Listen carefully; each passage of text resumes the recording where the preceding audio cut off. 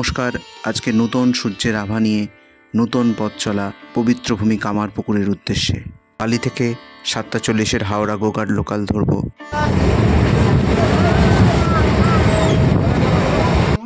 ট্রেনটি এখন তারকেশ্বর স্টেশনে। দূর থেকে বাবাকে আমি প্রণাম জানালাম। তারকেশ্বর স্টেশন থেকে গোঘাট আর 1 ঘন্টা।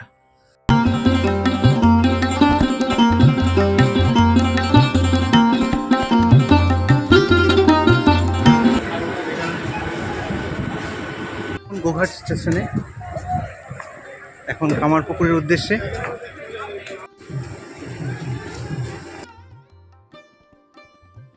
একটু এগোলেই টোটো স্ট্যান্ড, অনেক টোটো এখানে দাঁড়িয়ে আছে।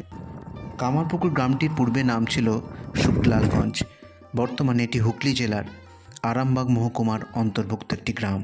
ঠাকুরমার অশেষ কৃপায় পৌঁছতে পারলাম শ্রীরামকৃষ্ণ মঠ। 1951 খ্রিস্টাব্দে সন্ন্যাসী ও ভক্তদের উদ্যোগে ঠাকুরের ইচ্ছায় এই মন্দির স্থাপিত হয়।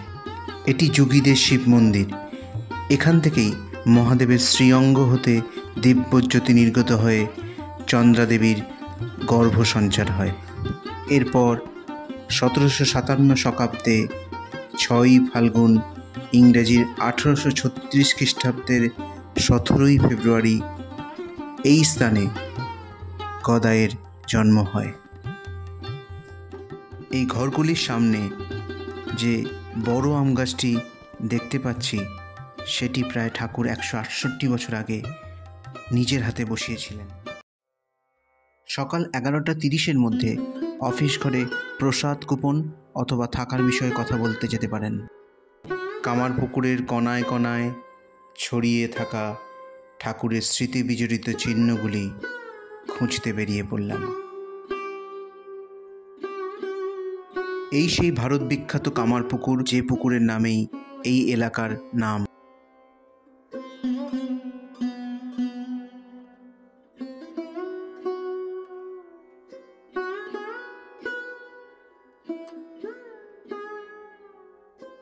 ধনী কামারিনীর এই মন্দিরটি ঠাকুর শ্রীরামকৃষ্ণের প্রেমময় রূপের দৃষ্টান্ত বহন করে। প্রচলিত সমাজ, এমনকি পরিবারের বিরুদ্ধে গিয়ে 9 বছর বয়সী গদাই তার উপনয়নে ভিক্ষামা হিসাবে ধনী কামারিনীকে সম্মান দেন। এইভাবে তিনি নিচু জাতের মহিলাকে বিশ্বের দরবারে তার দ্বিতীয় মা হিসাবে প্রতিষ্ঠিত করেন। এই মন্দিরটির কিছুটা দূরে সুন্দর একটি মা ভবতারিণীর মন্দির নির্মিত হয়েছে। একটু এগোলেই গোপেশ্বর শিব মন্দির।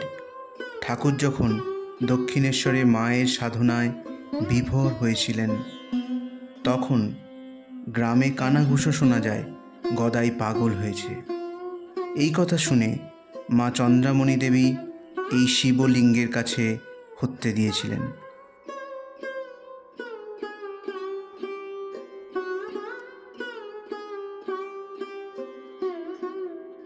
এখান থেকে একটু এগোলেই ওই যে মন্দিরটি দেখা যাচ্ছে ওটি পার্বতীনাথ শিব মন্দির। এটি লাহাবাবুদের পাঠশালা। লাহাবাবুদের পাঠশালায় 5 বছর বয়সী গদাই পড়তে আসেন, কিন্তু তার এই নিয়ম মাফিক পড়াশোনা মন বসেনি।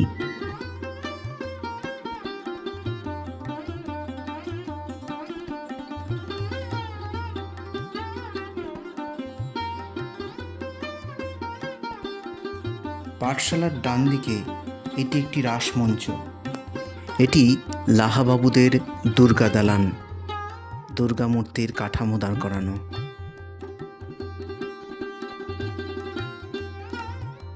দুর্গা দালানের পাশেই যে মূর্তিটা দেখা যাচ্ছে সেটি ধর্মদাস লাহার মূর্তি।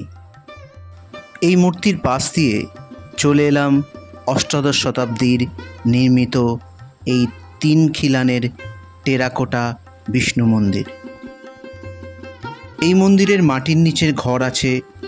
প্রচলিত আছে বর্গীরা আক্রমণ করলে জমিদার পরিবার ওখানেই লুকিয়ে থাকতো।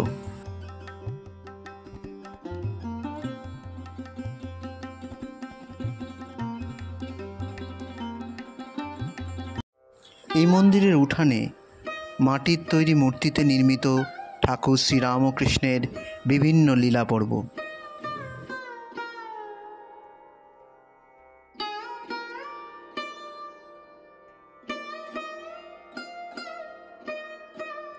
এটি পাইনদের বাড়ি। বর্তমান এখানে শ্রীরামকৃষ্ণ নাট্যস্মৃতি মঞ্চ করে রাখা হয়েছে। এই জায়গায় 1846 খ্রিস্টাব্দের 24শে ফেব্রুয়ারি শিবরাত্রি পূজাতে গদাধর নাটকে শিব সেজে ভাবাবিষ্ট হয়েছিলেন।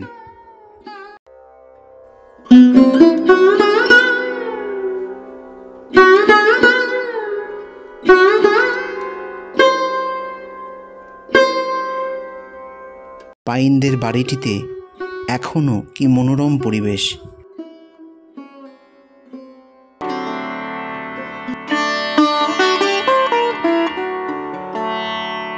মঠের উল্টো দিকেই হালদার পুকুর। এখানে ঠাকুরের বাল্য লীলার অনেক কাহিনী জানা যায়। এই গেট দিয়ে চলে গেলাম প্রসাদ ঘরে। সবাই এখানে অপেক্ষা করছে প্রসাদ ঘরের দরজা কখন খুলে যায়। প্রসাদ পেয়ে মনটি আমার ভরে গেল। দূরে যে রাজহাঁসগুলি দেখতে পাচ্ছি, এরাও যে কত আনন্দে আছে। ঠাকুরের জায়গায় সবাই আনন্দিত থাকে। মঠ থেকে বেরিয়ে বাম দিকে মিষ্টির দোকান ও একটু এগিয়ে ডান দিকে গাড়ি রাখার জায়গা। এরপর যাত্রী নিবাসের দিকে রওনা দিলাম। আপনাদের উদ্দেশ্যে একটাই আবেদন, চ্যানেলটা শেয়ার অ্যান্ড সাবস্ক্রাইব করবেন এবং ভালো লাগলে অবশ্যই লাইক করবেন। জয় ঠাকুর, জয় মা, জয় স্বামীজি।